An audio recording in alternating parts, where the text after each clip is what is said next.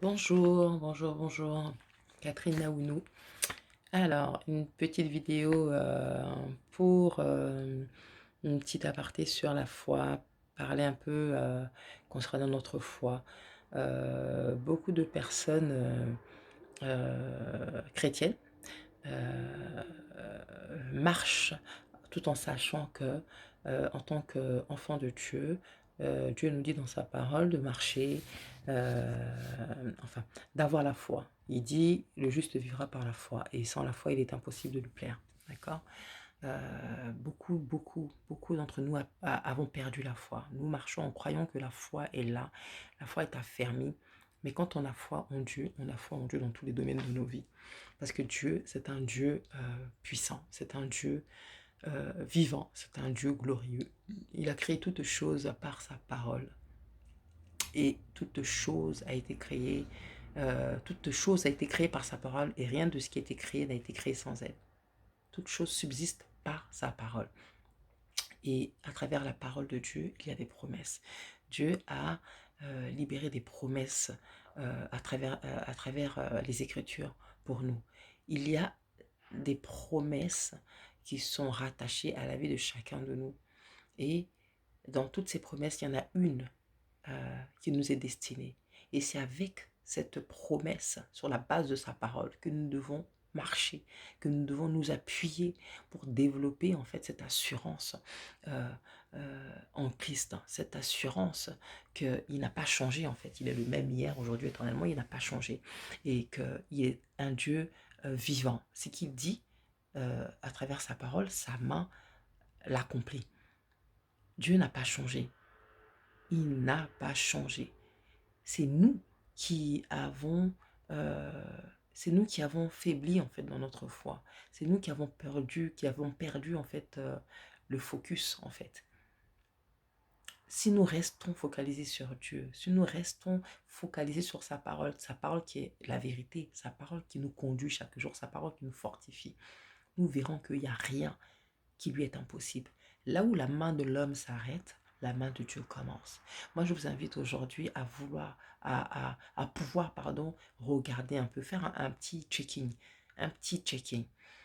Parfois, nous avons des domaines dans nos vies où nous n'avons pas la foi, où nous avons perdu la foi. Pourquoi? Parce qu'il y a des domaines de nos vies où nous attendons à des choses et nous n'avons pas vu encore se manifester.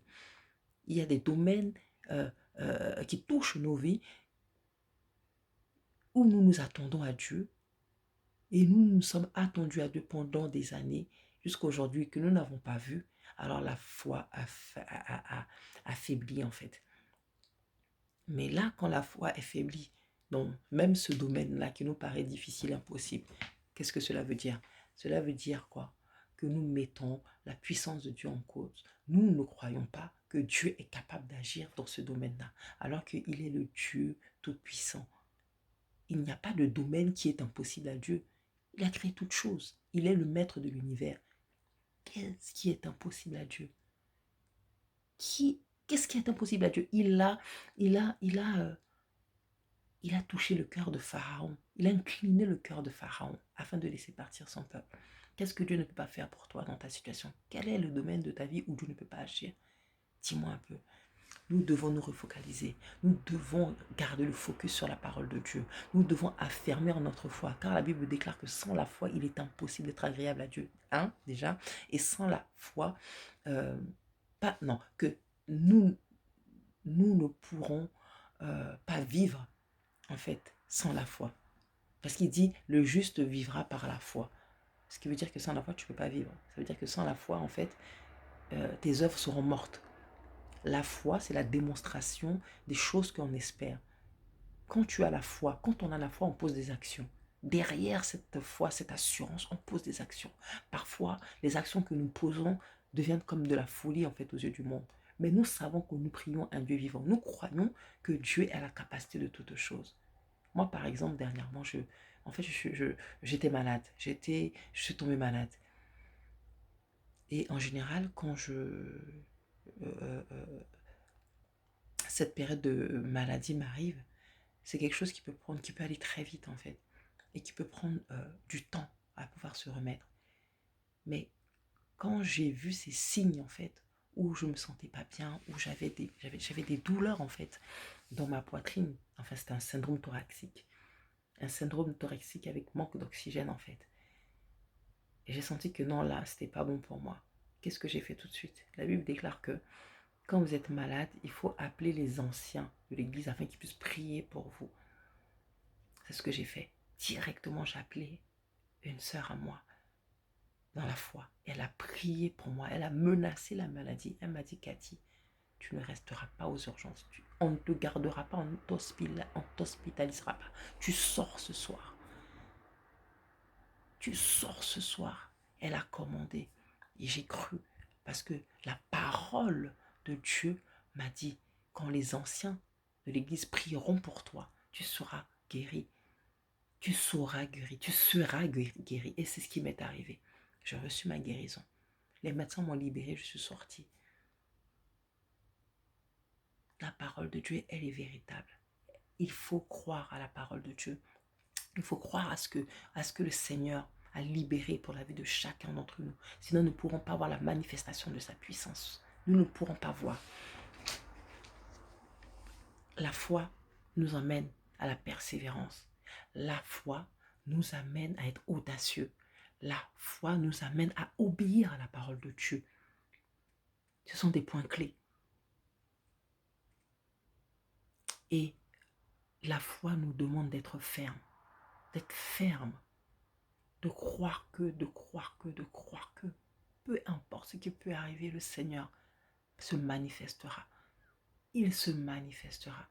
Parce qu'il est Dieu, il est fidèle, il est juste.